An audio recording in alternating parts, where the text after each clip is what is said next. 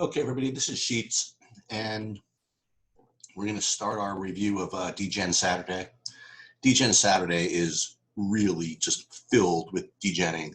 Okay, so there's baseball, there's basketball, okay, but then we have two NASCAR races, that being the Infinity Series race and the Cup Series race, not to mention that they're going to run it back on Sunday also. Plus, we have MMA. So I'm going to give you my slate breakdown, my preview, my lineup builds for all three, or all four, or all five, throughout the course of the weekend. All of that. I'm also going to squeeze in 18 holes of golf tomorrow. So let's see what happens. So in the Infinity race, which is at Dover, it's a little bit of, a little tilting, sentimental, whatever, because I had plans actually to bring my son to my first NASCAR race ever at Dover prior to him going to college. But with COVID, the whole plan just obviously blew up. So this is the race one of the races we were going to see in my first NASCAR experience. So we got to make sure to win the GPP associated with every race this weekend. So this track is a 1 mile track and it's steep. So that means passing is very, very difficult, and you really want to be near the front to have an edge. In addition to that, it being a short track, you're going to have a lot of laps. Okay, now it's only, we'll get to the Cup race later. That'll only be 311 miles, but this one is going to be 200. So yet still, you really want to have at least two dominators. That being guys that can get near the front and can lead laps and get fastest laps. 3 dominators is going to be difficult, and 1 is almost going to be nearly impossible. So you want to get to at least 2 guys, probably precisely 2, that can get to the front and lead laps, etc. So we got to get 2 of those, and we have to then make it work with different value plays. So what I'm going to do is I'm going to just go through my list of guys that I think fit each kind of category. And you could shuffle them however you want. And depending how many lineups you play, that'll determine how many of them you play, I suppose. So the top play on the slate is going to be Austin Cindric. He's got the pole. And again, on this type of track, it's very possible to just go right out there and blast and just lead the whole race pretty much. The only thing is that there is a competition caution, which is kind of, it's a very interesting concept, the competition caution. They should have that in basketball. When my team's down 25 after the first quarter, they should reset it to 2 or something like that. Nonetheless, it does provide the opportunity for restarts to muck things up, and at the end of the stage, you can lose the lead. So it's not just as simple as just wiring the field.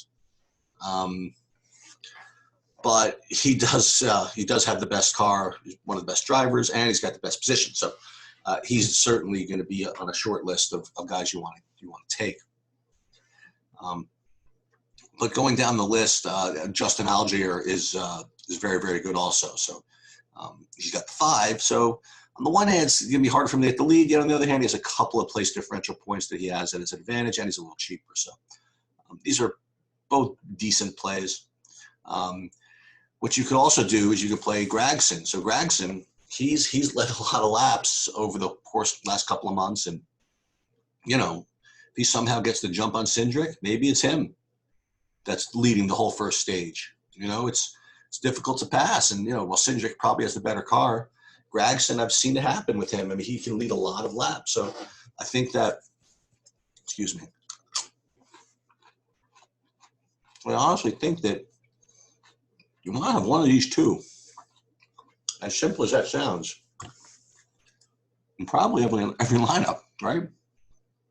I mean, it's not like these 2 are stiffs. Like if these 2 guys are really bad, then I can make the case that someone else is going to go take the lead, but I don't see it. You know what I mean? Like Brandon Jones is perfectly fine and Harris Burton is perfectly fine, but these guys are studs on the front, you know, and they're also really good leading laps and fending people off. And, you know, I did this, I talked about this when I did my Truck Series preview. You know, so much of handicapping auto racing reminds me of when I used to handicap harness racing. You know, so, yeah, it's important to know who has a good car and the driver and stuff, but just as important to know how the race is going to go, you know, and what track you're on. There were certain harness tracks that, you know, there were like little bulls that if you didn't get to the front, like you were dead. It didn't matter what kind of horse you had. And, you know, a situation like this is not as extreme, but you got a guy who's got speed and can get to the rail, so to speak, such as Cindric or Dragson. I mean, I used to I like to say this, like these two just line it up like Yonkers and just go 1-2 the whole race, or at least on the competition caution. And then, you know, they have tricks. They don't need to. They're not going to get outstarted necessarily by whoever's in third and fourth. So this could be a very boring race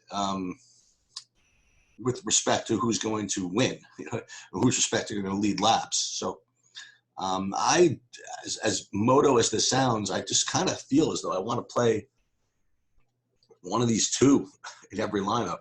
It's kind of ridiculous when you think about it, but it's the way it is. As I said, Algiers fine. Herbst is, I guess, okay. And so, like I said, you know, if you need to use one or two dominators, yeah, you could play them both. You know, you could play Cindric and Gragson. Maybe they just keep alternating. That's certainly possible.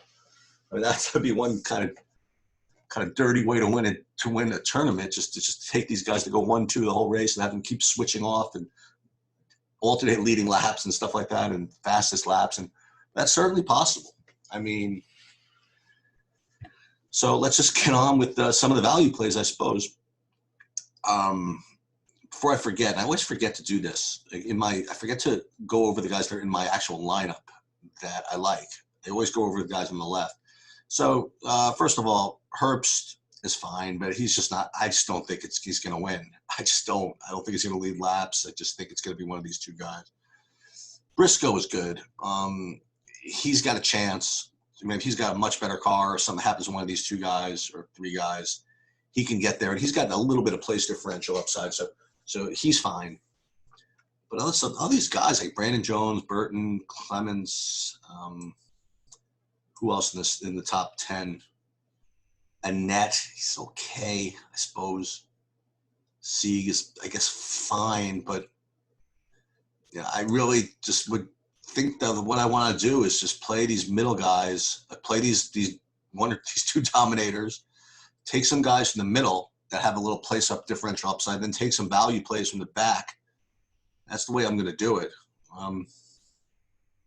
Again, it seems kind of silly, but that's just the way it's going to set up today. Ross Chastain's fine, the 13. Haley in the 22, coming from the 22, that's not bad. So he's going to be one of those middle of the road, mid-range type guys. Alex Labbe, who got caught cheating a few weeks ago, I don't like him. So let's talk about these guys. So Anthony Alfredo from the 26, just tremendous play from this position.